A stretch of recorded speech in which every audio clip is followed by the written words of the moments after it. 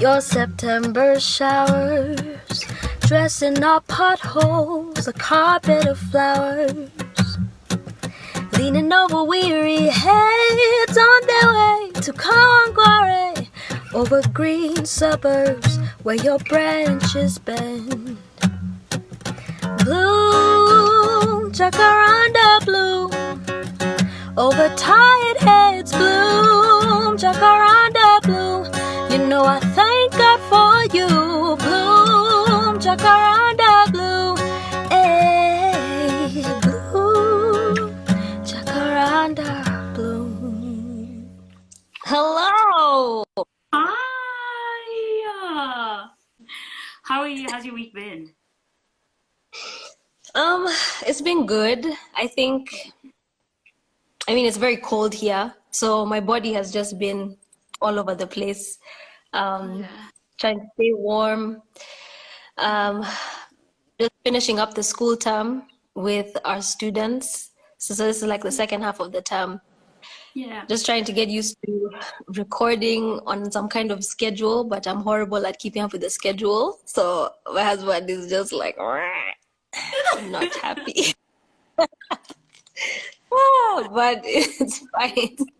Yeah. I think next term will be better because I will be here.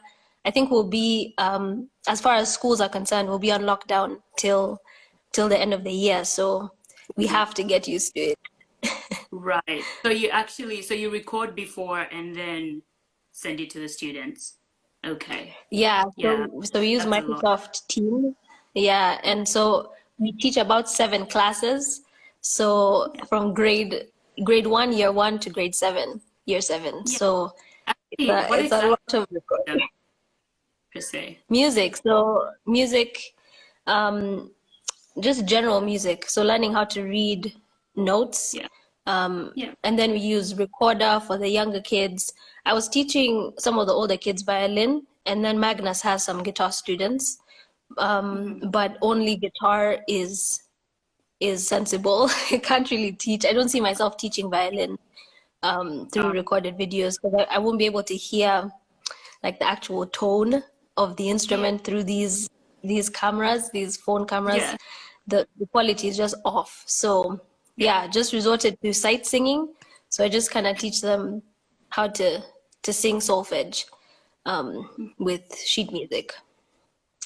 Oh, nice. That's cool. Okay. So, Yeah. like, how many instruments do you play? Now that you're like talking about music, I'm like, wait, what?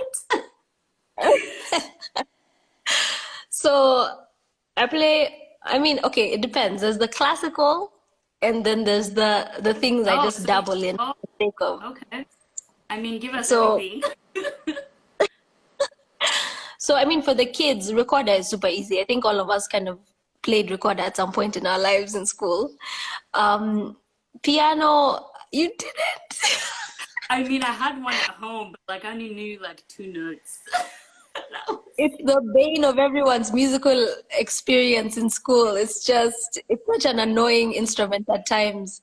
Um, I- so yeah, that's just for the kids. Piano, I started when I was 5. Mom had me start piano when I was 5. We were living in the States.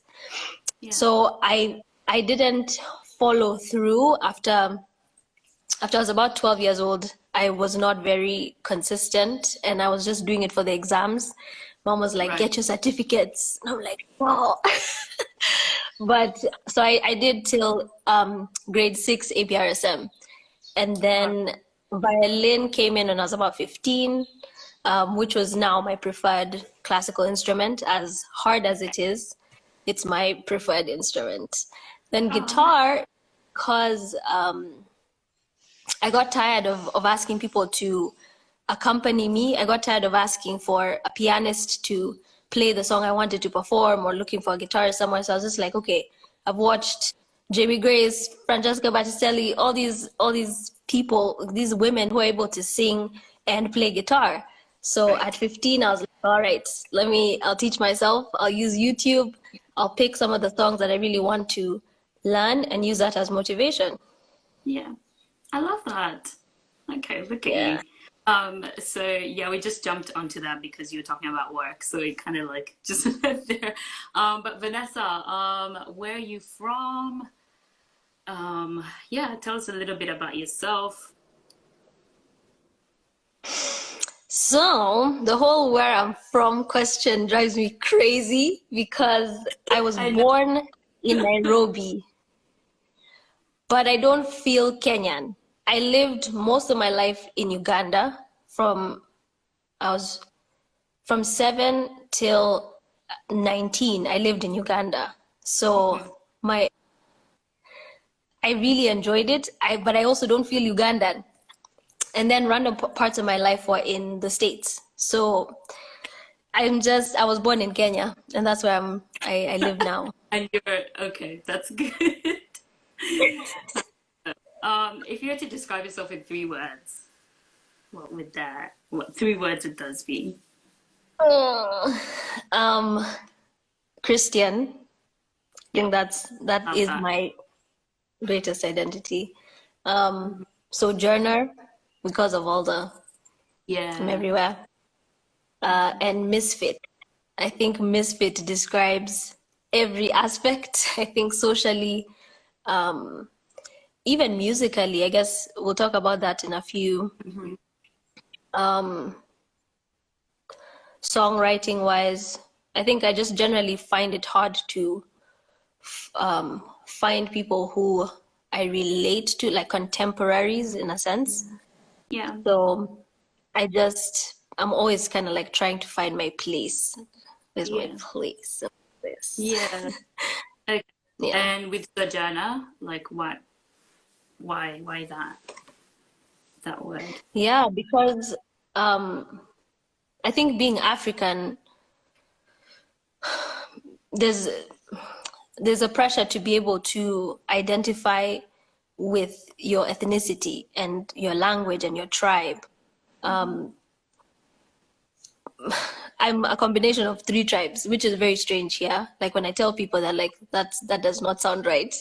My dad's Right. Luo, my mom's Kamba, my grandmother is Kikuyu, and those tribes don't intermarry. Then they even Mm. now, our generation prefers to find people of the same tribe. It's I think it's a low key thing, but it's the truth.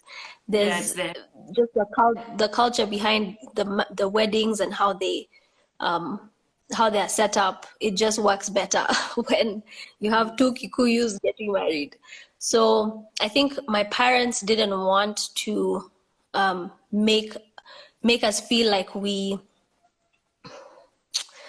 had to insist on being Luo. So Mm. they just did not teach us Luo, they didn't teach us Kamba, they didn't teach us Kikuyu because they didn't want us to identify with a tribe. You're Mm. Kenyan, you are born here, you're a missionary kid. We desire that you come to know Christ, and that's enough. Like, that's it. So Yeah. I just kind of had to learn to be the nomad in all senses of the Right. word, Yeah. just both physically and yeah, and culturally. Right. Okay. Thanks for sharing that. That's yeah, I didn't know that. So we'll get into music. So what was your oh well, you did talk about it a bit, but like what was your introduction to music and like how did that go into like who you are today basically? And you could talk a little bit about like passions or like you mentioned before that I guess piano you just like your parents just like Hmm. made that happen, but like when did you decide for yourself like, you know, I love this.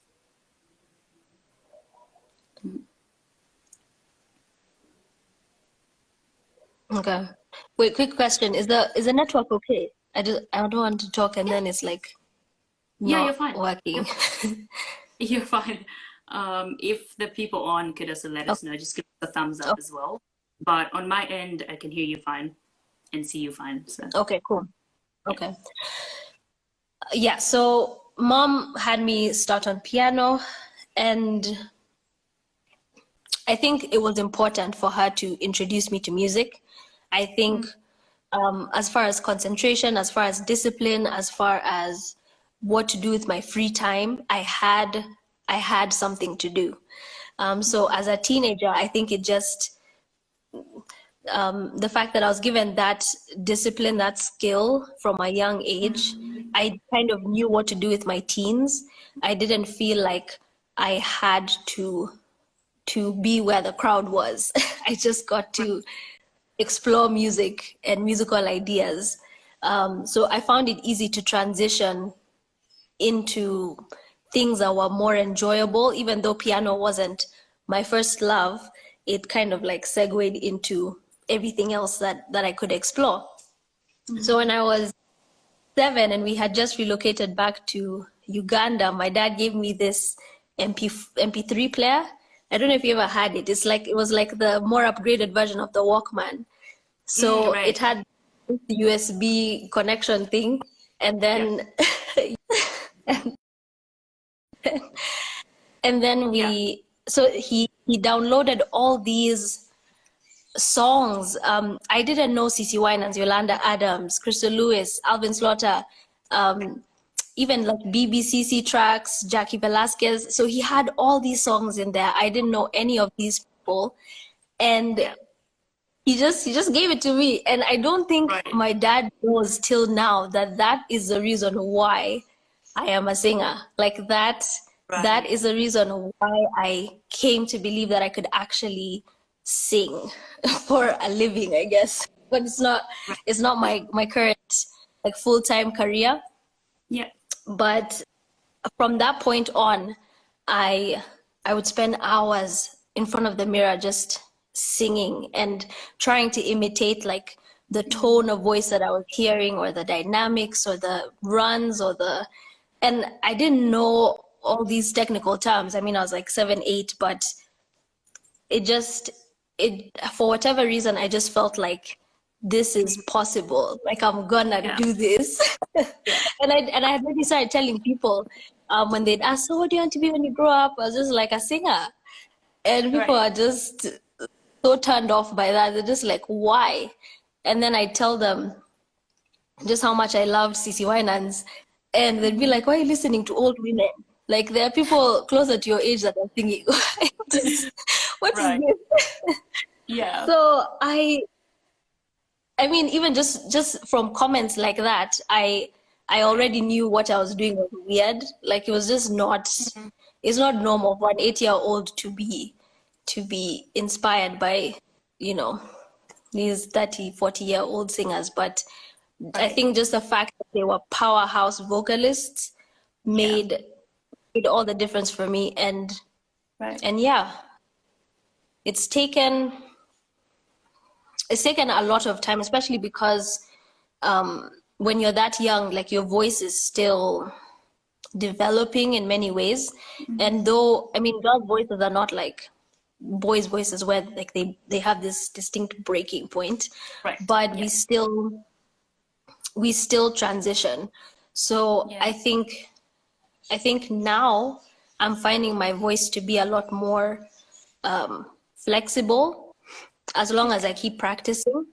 And I'm enjoying it, I think, a lot more as in my 20s than I did as a teenager. I found it to be very uncomfortable as a teen. But yeah, I think for me, it was the MP3 player that made the biggest difference. I absolutely love that.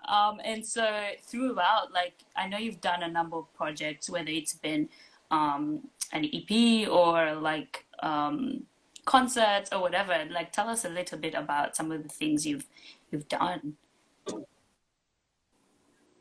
Yeah, so the Preacher's Kid EP, which I think we released in 2013, was done in Uganda. And I had started writing songs when I was like 13, I think I was about 13 when I started, but it all sounded horrible. Like no one should hear those songs. I think my mom had them. And it was like, yay. but so the first song that I ever recorded, I did not write. I took a C.S. Lewis quote that I had found in my Bible and I really loved, and I asked Isabel Tongere to write it. Um, Yeah. so that was Megaphone. I don't know how many people remember Megaphone, but I that do. was the first song that I recorded.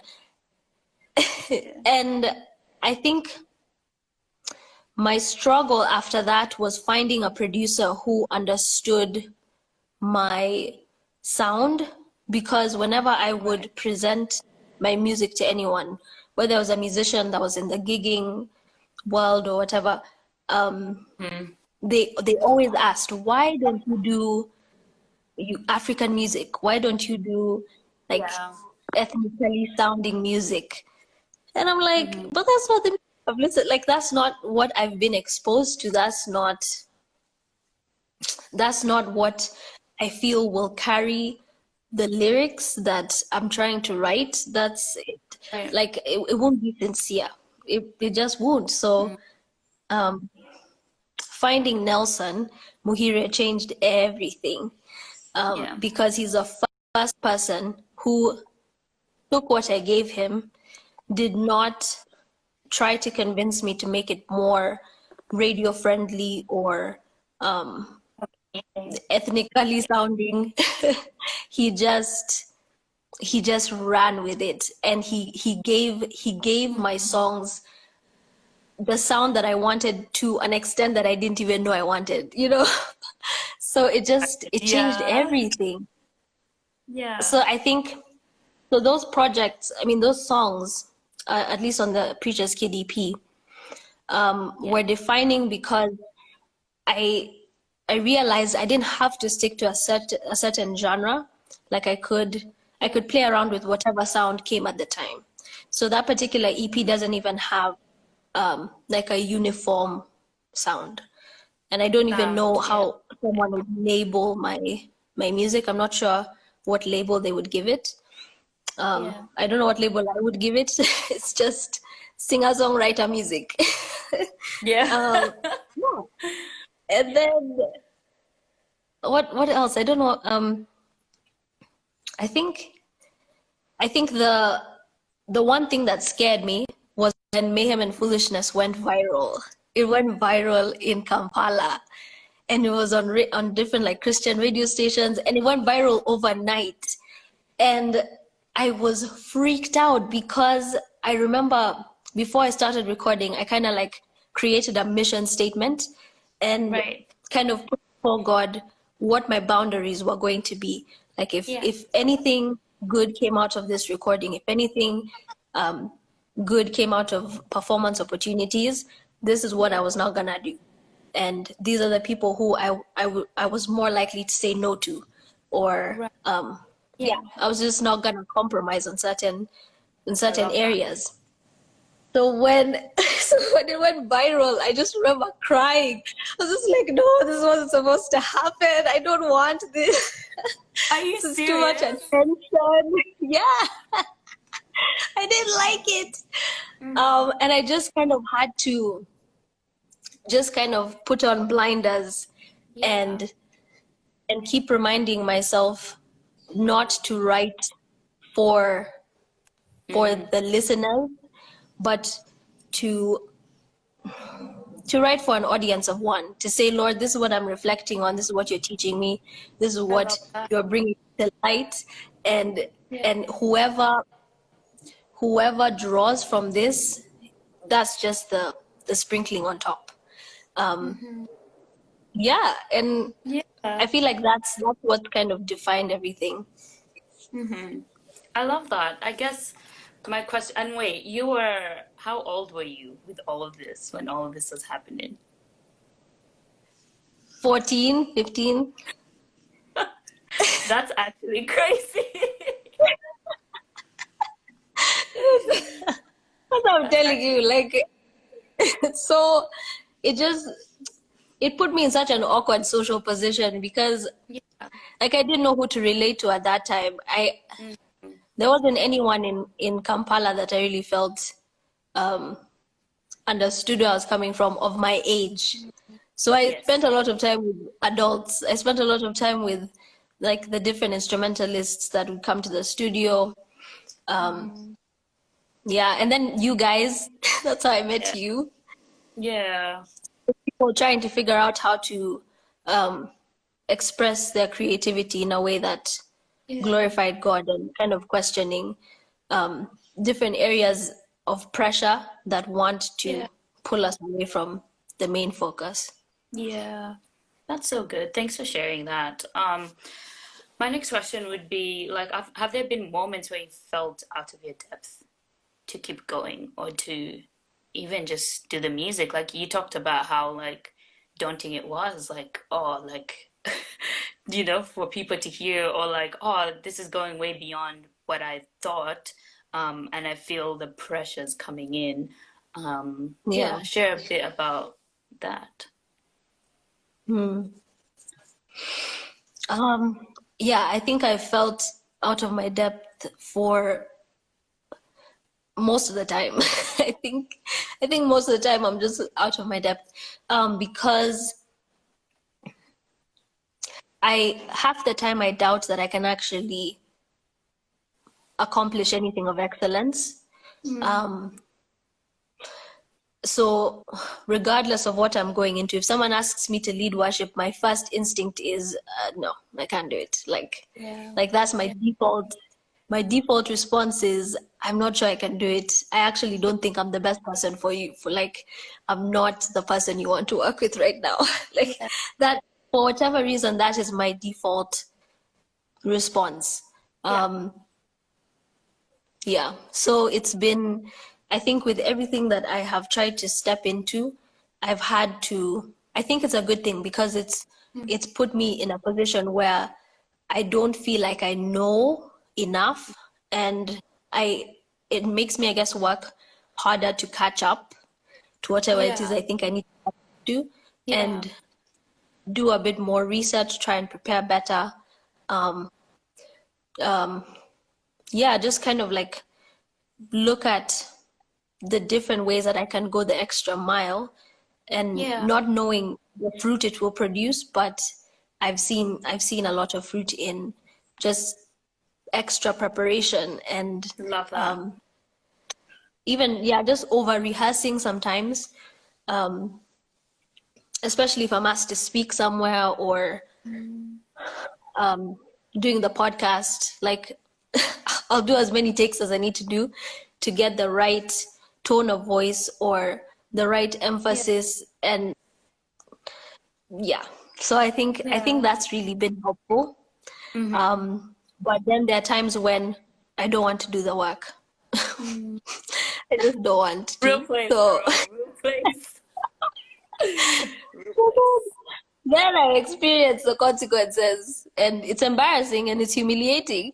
But I think it's those humiliating moments that, yeah, that remind it's a good pinch, and you Yeah. remember the pinch. That's true. That's so, so true. Yeah. And I feel like as well, like I guess it just humbles you as well. Like I guess ultimately knowing that in your own strength you actually like I can't do this. So like God, unless you actually come help me, Holy Spirit, unless you guide me, um, Yeah. like I actually absolutely can't do this on my own. And so I think, Yeah. and that gives room as well. It's like less of you and more of him. And it's like gives room Yes. for him to go ahead of you and to take the lead, take the front seat. Yeah. So I Yeah. absolutely love that as the Mhm. preparation and all that it takes as well on our end or on Yeah. your end. I guess as Yeah. creatives, yeah. So Yeah. that's Yeah. lovely.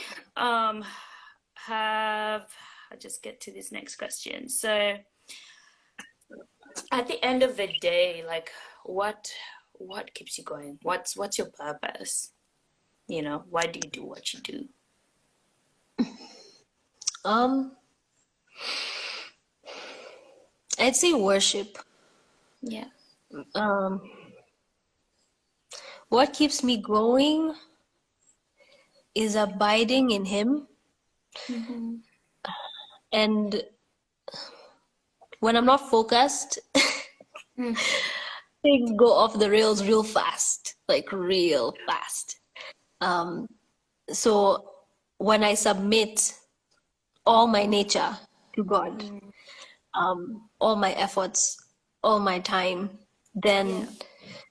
then I see how He's working in every aspect, Right. and that gives me strength. Mm-hmm. And as far as abiding, I think, I mean, of course, that's all abiding, but being intentional about being quiet, because I talk a lot in my head, and when I'm by myself, I voice a lot of my ideas out loud, and that Mm, can be noise. It can be noise of its own. yeah. I don't need a group of people to feel energized, Right. but I like to feel like my thoughts are tangible, Right. and that can take away from the quietness that Yeah. is necessary. Yeah. So yeah, definitely abiding, submitting all my nature to Him. And there's this quote by William Temple where Right. he breaks down worship as submission of all our nature to Him, but also the Mm, quickening of our conscience yeah. by His holiness, which I think is the is evidence that the Holy Spirit is working. Mm-hmm. When our conscience is actually quickened to things that before we wouldn't have seen as displeasing to God, and Yeah. then like, and I mean, it never ends. There will always be something that our consciences need to be quickened to. True. So I think when we are persistent in seeking the Lord for that, then Mm, he strips away all the unnecessary, keeps stripping it away. mm-hmm. So yeah, quickening of our conscience and nourishing of my mind by His truth. The fact that that is also worship. Yeah. Opening of my heart to His purposes, Mm-hmm. and really just surrendering and saying, I have so many things I want to do. I want to do them at my own time, but I don't know if that's necessarily what you desire for me. So Right. help me stepping back and keep stepping Right. out of the way. Mm-hmm. Yeah, that keeps I me like going. that. Yeah. Looking back at your journey, like, and the risks that basically you've taken, um, Mhm. what have been some of your biggest lessons in doing so? Um, Mm. yeah. Integrity matters a lot. I Yeah. think many people are very curious to know whether one is being sincere and Yeah. whether the things that they are putting out reflect who they actually are. Yeah. So it's easy to say, I just love their music and I don't really care about who they are. But when you Mm, actually meet the person that you admire and you realize that who they are doesn't match up to what you've right. seen, it's Yeah. incredibly disappointing. And Right. I think that's one of my biggest fears is people Right. meeting me in person and just thinking there's nothing effective here. Wow. That's one of my biggest fears. Mm-hmm. So integrity matters, preparation matters. Mm-hmm. There's one more thing I was thinking about. Mm, it slipped my mind. Okay. I'm not No sure. worries. That's okay. That's all good. I'd actually feel I like I'm absolutely love that. I absolutely love that, and thanks for sharing about that. We'll actually transition into a Oh, I project that, remembered. yeah, yeah, yeah, go for it, go for it. No compromise. I think at least for one who does faith-based, like, Yeah, scripturally approved, God approved work, not compromising, not mixing other things in there. Because right. as much as I might enjoy other things in my private life, but even then it's like God is still stripping stuff away. Yeah, Yeah, not compromising and really seeking God to understand like narrow this down for me, because right now Yeah. I'm pulling from all these places, but Yeah. yet there's clarity in this work, because you are a God of excellence, you're a God of order. You're gonna make it very clear as to what I need to do every time I post something, every time I sing, every time I speak. You're gonna make it very clear. So I think when we purpose ourselves not to compromise and feed off of the fast food, junk food of content, then All it right. really it really serves, yeah, it really serves that. Yeah, I love that. Thanks for sharing. We'll talk about a project that you have going on, so Mind Scars. So tell us a bit about Mhm. that and how people can come on board in supporting and going on the journey with you. Yeah. Yeah, so Mind Scars started when, well, I considered what is the running theme throughout all my Yeah. music, throughout whatever it is I share. And I realized that the focus has been on admitting to the brokenness of human nature. Yeah. First and foremost, my own brokenness as a Yeah. creative, and Yeah. how blinded I can be, and how mistaken I can be about many things, and even my Right. approaches at times. Mm-hmm. So recognizing that sin is at the very core of that brokenness, and Right. then saying, okay, then how do I worship purely Yeah. or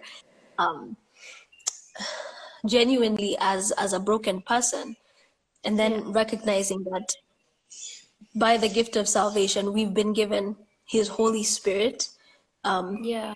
and it's a gift of Jesus, and how God sees us through the righteousness of Jesus, and Yeah. then recognizing that we can actually worship in spirit and in truth if Yeah. we submit to our nature.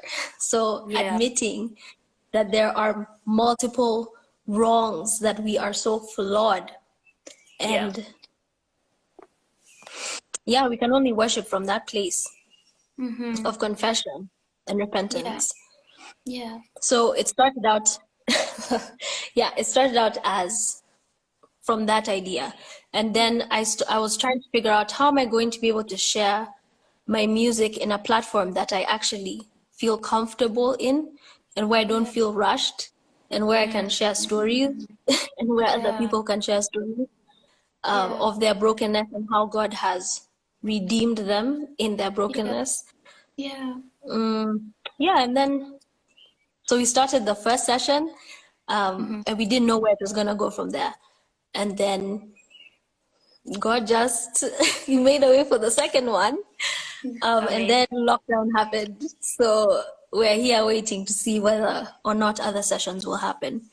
Yeah. But as far as how people can join in, I really want it to be a community. That Yeah. I know there are many people that might be listening in or watching from the outside, but I know Yeah. there are people who really want to um, be part of like the inner circle in a sense.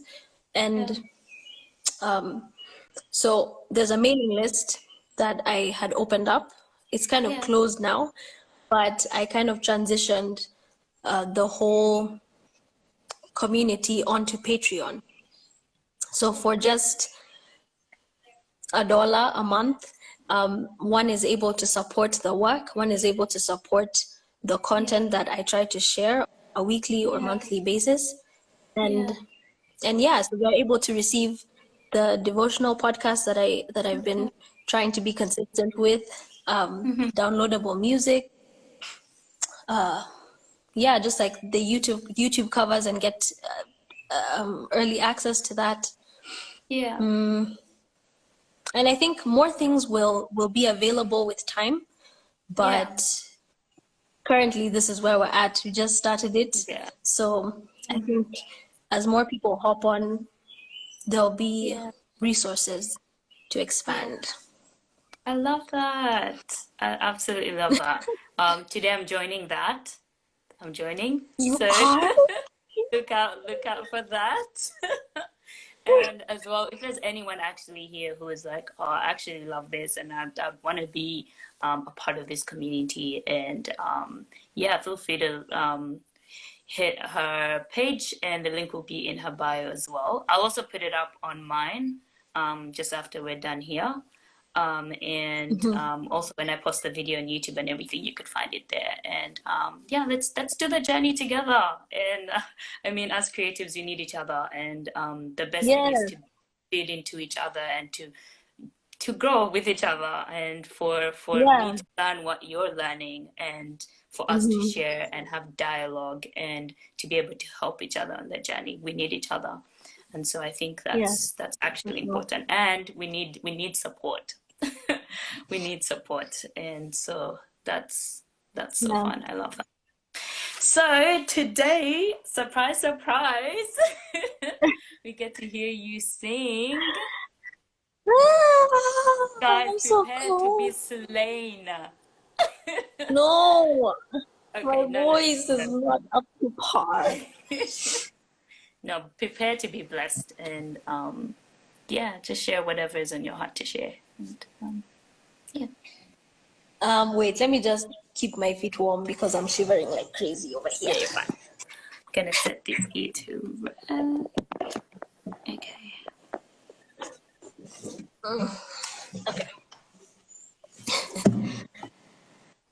All right. So I thought I'd share Satisfy Us. It's one of the goals we have as patrons, as a community, to record this song, hopefully by the end of this year. I'm really praying. And just be able to support the musicians that choose to come alongside me. So it's based on Psalm 90, and it's one of the few songs I think I've just written kind of straight out of scripture. Yeah. So it's a good reminder of what it means to meditate on the word and hide it in our hearts. Okay, I need to catch my breath.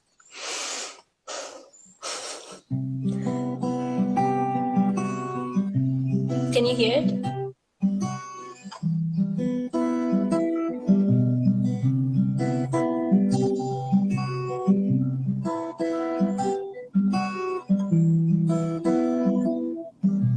Satisfy us in the morning with your loving kindness.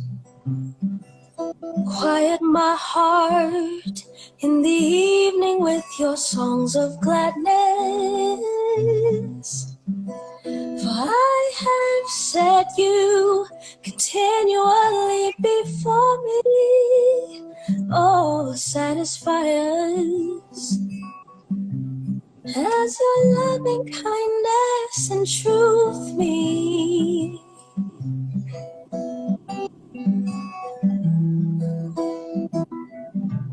To the righteous, you have given peace and sweet communion.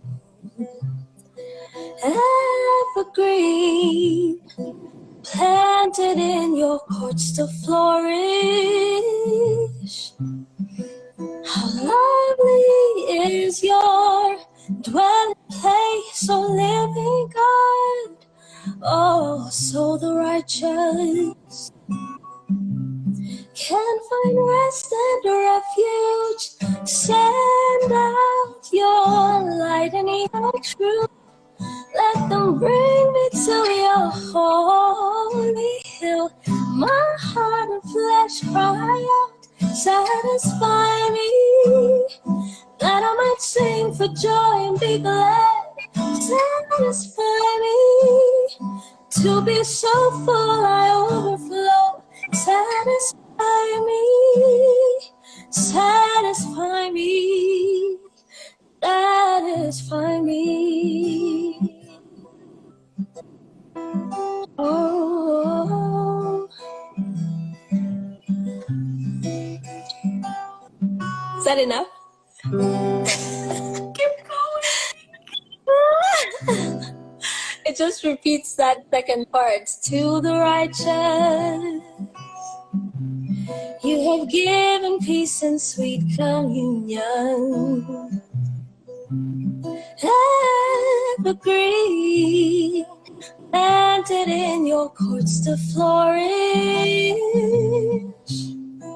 How lovely is your dwelling place, O living God. Oh, so the righteous can find rest and a refuge. Send out your light and your truth. Let them bring me to your holy hill. My heart and flesh cry, satisfy me, that I might sing for joy and be glad. Satisfy me, to be so full I overflow. Satisfy me, satisfy me, satisfy me, satisfy me, satisfy me.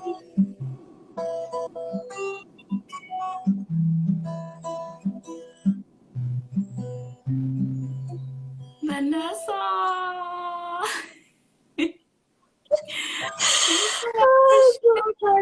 I'm literally tearing up. It's so beautiful. Thank you. It is anointed. Thank you for having me. Absolutely. It's anointed. You're anointed. Keep on doing what you're doing. I'm forever supporting you. Yeah, I'll do whatever. Let me know. I'll just I'll do whatever. I'm in your corner. And yeah, just I've shared before, for those who are on, you can join the community of patrons on Vanessa's page as well if you just want to support and invest in what she's doing and to see it grow, see us grow as a community. And so hop on there. I'll put up the link as well on my page. And so it's good to see everyone commenting on here. Thanks so much for Thank you. Being on here. It's honestly amazing, and can't wait to hear Satisfy Us when it does come in. We're doing end of this year. It's gonna happen. Yes. It's gonna God willing. Yeah. It will. Thank you so much. This is such a blessing. I know that it's a lot of work, but you're being so faithful, and it'll for sure bear fruit. These conversations are so wonderful, and you're such a calming interviewer. Like, it just makes it so possible for one to speak freely and wholeheartedly. So yeah, thank you for your work. Thanks, Vanessa. Bye, guys. See you, Hannah. See you. Bye-bye. Bye.